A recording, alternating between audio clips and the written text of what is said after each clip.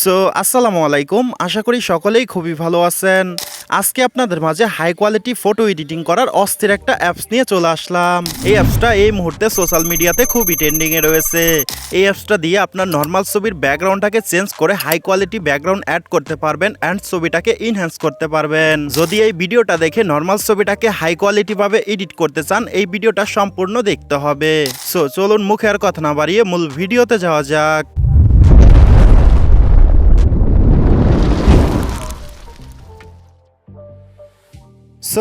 চলুন দেখে নেই কিভাবে আমরা আমাদের নর্মাল একটা ছবির ব্যাকগ্রাউন্ডটাকে চেঞ্জ করব অ্যান্ড ছবিটাকে ইনহ্যান্স করব। সম্পূর্ণ কাজটা আমি ছোট্ট একটা অ্যাপস দিয়ে করে দেখাবো, আপনারাও সেম প্রসেসে কাজটা করে নেবেন। ফার্স্ট অফ অল আমাদের ছোট্ট একটা অ্যাপস ডাউনলোড করতে হবে।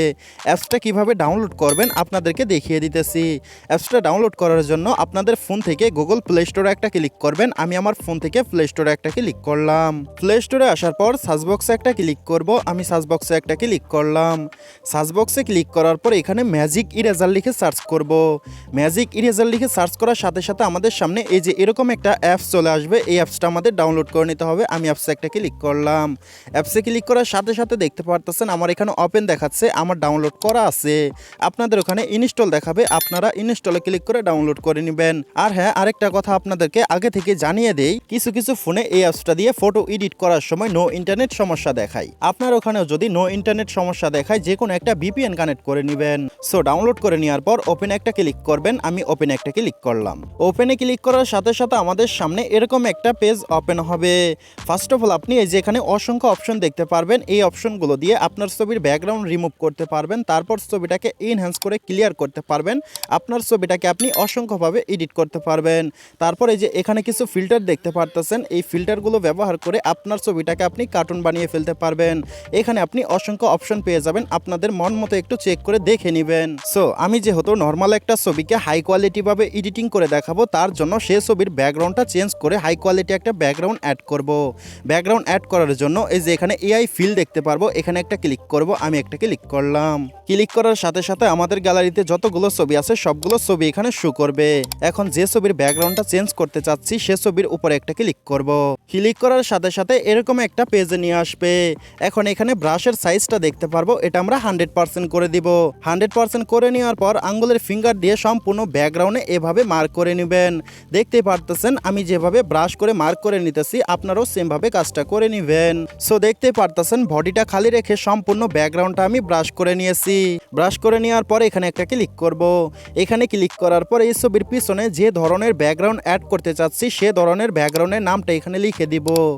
দেখতেই পারতেছেন আমি এখানে লিখে নিয়েছি গ্রিন টি সানসেট ব্লার বুকে ব্যাকগ্রাউন্ড। আপনারা যে ব্যাকগ্রাউন্ড অ্যাড করতে চাচ্ছেন সে ব্যাকগ্রাউন্ডের নামটা এখানে লিখে দিবেন। লিখে নেওয়ার পর এই যে এখানে ফিল দেখতে পারবো, এই ফিলে একটা ক্লিক করব। আমি একটা ক্লিক করলাম। ক্লিক করার সাথে সাথে এরকম একটু লোডিং হবে, এখানে আমাদের একটু ওয়েট করতে হবে। একটু ওয়েট করার সাথে সাথে দেখতে পারবেন ছবির পিছনে অস্থির দুইটা ব্যাকগ্রাউন্ড অ্যাড হয়ে যাবে। দেখতে পারতেছেন একদম রিয়েলিস্টিক ভাবে ব্যাকগ্রাউন্ডটা অ্যাড হয়েছে। এখন এই ছবিতে একটা ক্লিক করলাম, এটাও দেখতে পারতেছেন অসাধারণ ভাবে একদম রিয়েলিস্টিক ভাবে ব্যাকগ্রাউন্ডটা অ্যাড হয়েছে।